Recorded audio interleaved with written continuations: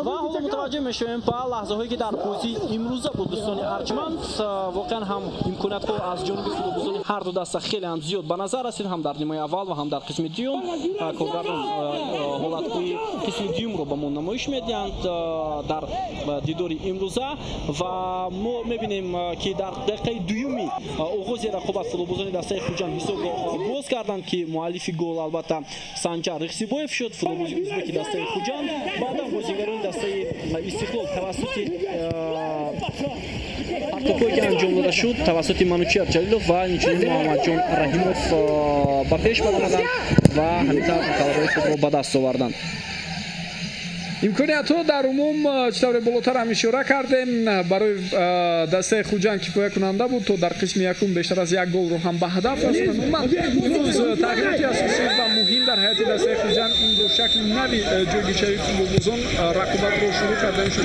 никола лазаревич буд онҳо дар муқоиса бо он ҳайате ки дар баробари истиқлол дар оғози муҳимат дар ҷои конференсияи футболи осиё интихоб карда буданд, ҳам аз нигоҳи шакли ҷойгиршавии футболбозон ва ҳам онҳое ки дар майдон баромаданд тахилотҳои чашмнасеро ба ҳайати худ ворид карданд. яъне бо шакли ҷойгиршавии 5 муҳофизатгар онҳо бозиро оғоз карданд ки Манучер Сафаров ва Фирдавс Чакалов дар канорҳо буданд. дар хатти марказ бошад Хуршед Бекназаров бори аввал дар ин мавсим дар нақши муҳофизатгар ҳунарнамоӣ кард бо ҳамроҳии Ойбек Абдуғаффоров ва Сироҷ Ҳамроев.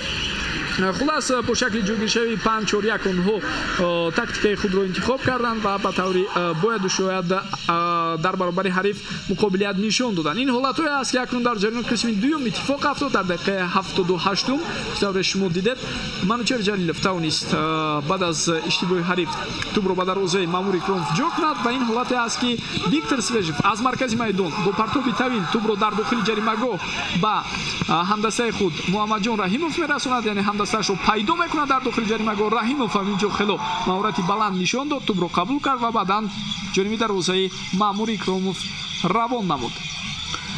бале ҳамин тавр дар поёни рақобат футболбозони хуҷанд метавонистанд тағйирот ба миён оваранд дар ҷараёни қисми дуюм. албатта дар давоми 10 дақиқаи охир аммо муваффақ шуда натавонистанд. воқеан ҳам мо дидем ки чӣ гуна имкониятҳо зиёд буд аз ҷониби футболбозони дастаи хуҷанд. яке аз он фурсатҳо ба Дилшод Бозоров мутааллиқ буд ки ӯ натавонист баъди партоби Фатуллоев тӯбро ба дарвозаи дастаи Истиқлол занад ва як фурсатро ҳам Маъмур Икромов бисёр хуб ва моҳирона тавонист баргардонида. агар хуҷанд пирӯз мешуд дар бозии имрӯза бе ягон шакку шубҳа беҳтарин бозингари имрӯза Маъмур Икромов мешуд. воқеан ҳам хуб дурахшид. хуб акнун суол ин аст ки бобо киро беҳтарин футболбози инди дор интихоб мекунам. шояд яке аз он нафароне ки дар бозии имрӯза гол зад ё Муҳаммаҷон Раҳимов ё Манучер Ҷалилов, вале бозии Эҳсон ҳам хуб буд дар дидори имрӯза. эҳсон буд ки бо намон кӯшишҳои зиёди худ лаҳза ба лаҳза дастаро ба пеш мебурд ва ҳаракат мекард вазъиятҳои хавфнокро ба вуҷуд орад. хуб читавре болотар бобо ишора кард ибтидо гурӯҳи доварон даъват карда мешаванд. фикр мекунам дар бозии имрӯза ягон эроди ҷиддӣ дар бораи он қазолате ки онҳо карданд нест. Насрулло Кабиров, Акмал Буриев ва ҳамчунин Исмоил Нуралиев бо ҳамроҳии Гулмуроди Садулло ҳоло ҷоизаҳои махсуси худро қабул мекунанд. бале инҳо нафароне ҳастанд ки ҳайати доварони Тоҷикистонро дар мусобиқаҳои байналмилалӣ муаррифӣ мекунанд дар ҷоми Конфедератсияи футболи Осиё, Лигаи қаҳрамонҳои Осиё. воқеан ҳам онҳо на танҳо дар майдон довари хуб ҳастанд, онҳо донандаи хуби забони англисӣ ҳастанд ки ин чиз бештар барои фаъолият дар мусобиқаҳои байналмилалӣ ҳамин талабот барои онҳо барои умуман доварон муҳим аст. хуб акнун даъват карда мешавад Манучер Ҷалилов ва фикр мекунам ҷоизаи беҳтарин футболбози рақобати ниҳоиро маҳз ба ӯ медиҳад. бале воқеан ҳам агар хуҷанд пирӯз мешуд албатта ин ҷоиза насиби нафари дигар мегардид ва ҳоло ҷоиза аз сӯи кумитаи тадорукот ба футболбоз Манучер Ҷалилов тақдим карда мешавад. ҷоизаро директори муассисаи давлати телевизиони варзиш Нориён Парвиз ба беҳтарин бозингари ин суперҷом тақдим карданд. хуб, акнун даъват карда мешаванд футболбозони дастаи Хуҷанд то ин ки ҷоизаҳои худро ба даст оранд. воқеан ҳам бисёр бубинед дар чеҳра ва қиёфаи капитани ин тим Дилшод Бозоров ашк ва ғамро мо барало эҳсос мекунем. мо шояд пеш аз ҳама афсӯс аз он мехӯрад ки фурсатҳои дар ихтиёр доштаи худро истифода карда натавонист. Дилшод Бозоров, Манучер Сафаров, Ойбек Абдуғафоров, Маъмур Икромов яке аз дарвозабонҳои бисёр ҳам хуб, ҳарчанд мо аз ӯ ин чизро интизор надоштем. Сироҷ Ҳамроев, Бахтиёр Чориев ки баъдан дар қисми дуюм иваз карда шуд. Комрони Мирзонажод имрӯз дар ҳайати асосии дастаи Хуҷанд бозӣ кард. Абдумумин Забиров яке аз футболбозони бисёр ҳамсои таҷриба. Андрей Сидоров ки дар 7 дақиқа мондан то анҷоми рақобат ба майдон омад.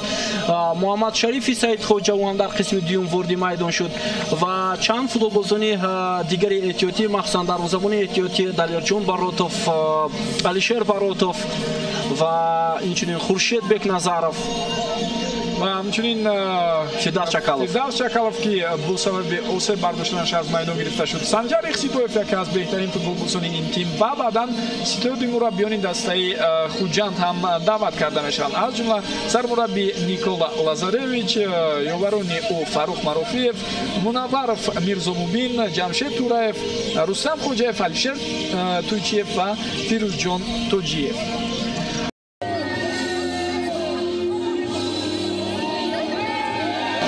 ҳар ду дастаам бозиҳои аввалини чемпионатро дар сафар доир мекунанд. акнун ба минбар даъват карда мешаванд қаҳрамонони асосии ин шаб, бинандагони арҷманд, футболбозони дастаи Истиқлол. албатта онҳо имрӯз ҳунари бисёр болои худро нишон доданд ва бори дигар собит карданд ки бошгоҳи рақами 1 кишвар то имрӯз боқӣ мемонад. ҳайати ин даста иборат аз футболбозони бо таҷрибаи мамлакат Эҳсони Панҷшанбе, Шеридин Бобоев, Табризи Давлатмир, Рустам Соиров, Соир Ҷурабоев, Манучер Ҷалилов, Саид Мухтор Азимов, Муҳаммадҷон Раҳимов ва ҳамчунин легионерон Алексей Ларин, Марко Милич, Виктор Свежов ва дигар бозигароне ки воқеан ҳам саҳми хуб гузоштанд дар муваффақияти дастаи Истиқлол дар бозии имрӯза. Ваҳид Ора Саҳидов, бале, дарвозабони эҳтиётӣ Дилшод Дадабоев ки мавсимҳои гузашта дар ҳайати дастаи Хуҷанд буд, Рустам Ятимов дарвозабони асосии ин тим, Марко Милич муҳофизатгаре ки аз чемпионати Ӯзбекистон шумоли дастаи Истиқлол шуд ва дар зудтарин фурсат мавқеи худро дар ҳайати асосӣ пайдо кард. ҳамчунин ситоди мураббиён таҳти роҳбарии Виталий Левченко ҳам ба минбар мебароянд. бале, воқеан ҳам нақши мураббиёни дастаи Истиқлол унҷо албатта Алишер Тухтаев ки давоми чанд соли охир дар ин даста ҳунардамоӣ мекунад хеле назар аст. Анвар Нурқулов ки дар гузашта собиқ футболбози дастаи Истиқлол ва Хуҷанд буд ки ҳамроҳ бо Виталий Левченко ҳам дар Хуҷанд ва ҳол дар Истиқлол бозӣ мекунад. Мураббии дарвозабонҳо Фарух Бердиев яке аз дарвозабонҳои собиқ ки бисёр ҳам ҳунари воло дошт ва Одил Эргашев яке аз нафароне ки барои таъмини ҳама чизҳо барои футболбозон саҳми назаррас дорад, яъне ӯ вазифаи бисёр пурмасъулро дар ин даста иҷро мекунад. ва духтурони даста Фарух Авезов бо ҳамроҳии Эркин Додуҷонов ҳам ҷоизаҳои муайяни худро ба даст меоранд ва котиби дафтари матбуотии даста низ айни замон ҷоизаи муайяни худро соҳиб хоҳад шуд. ва чун намеша ҷом ба капитан дода мешавад. Алишер Ҷалилов ки соли гузашта ба Истиқлол омада буд, ҳоло ҷом маҳз ба ӯ тақдим карда мешавад ва фазои тантанавӣ, ҷашнгирии ҷоизаи навбатӣ барои дастаи Истиқлол ҳоло дар майдон танинандоз мешавад. мебинем ки ҳамаи бозингарон, мураббиён ва умуман кормандони дастаи Истиқлол рӯҳияи болида доранд, чун онҳо воқеан ҳам пирӯзии арзандаро дар бозии муқобили дастаи Хуҷанд ба даст оварданд. ноиби президенти Федератсияи футболи Тоҷикистон Алишер Уронов ҷомро ба капитани дастаи Истиқлол тақдим мекунад. муборак бошад бинандагони арҷманд барои тамоми тарафдорон ва алоқамандони дастаи футболи Истиқлоли шаҳри Душанбе. онҳо бори нуҳум тавонистанд ғолиби суперҷоми кишвар шаванд. агарчанде Истиқлол солиёни зиёд соҳиби ин ҷоиза мешавад, вале дар ҳайат ҳастанд футболбозоне ки бори аввал соҳиби ин ҷоиза мешаванд ва барошон ин шодию хурсандӣ воқеан ҳам бепоён аст. шурӯъ аз ҳамин рӯз бинандагони арҷманд бо бовари комил метавонем гӯем ки мавсими нав, мавсими 2020 футбол дар кишвари азизамон шурӯъ мешавад ва интизори он ҳастем ки ҳеҷ гуна чизе имкони халал расонидан ба идомаи ин мусобиқаро пайдо нахоҳад кард.